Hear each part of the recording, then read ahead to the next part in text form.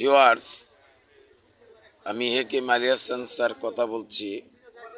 আপনাদেরকে হাজার রকমের প্রসাধনী জিনিস দেখানো যাচ্ছে। আপনারা সবাই দেখতে পাচ্ছেন।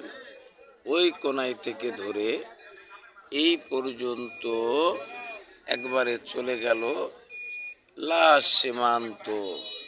এ দেখেন, এটা হচ্ছে সর্ষা ফুলের মধু, এটা হচ্ছে কুর্মিগানা, এটা হচ্ছে আপনার পটুকাল, এটা হচ্ছে পহেরা, এটা সরিষা, এটা নারকেলি, এটা আপনার ভ্যান্ডার বিচি, এরকম ধরেন বহুত গাছ আপনারা দেখতে পাচ্ছেন।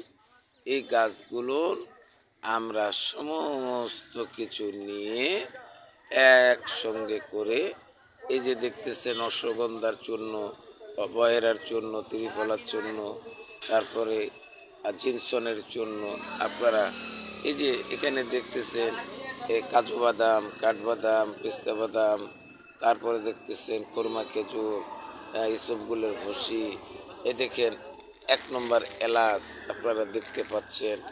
এর নিচে কাজু বাদাম আছে, মরিয়ম খেজুর আছে, হ্যাঁ, এবং আমার কাছে 2 প্রকারের মিশ্রি আছে। একটা হচ্ছে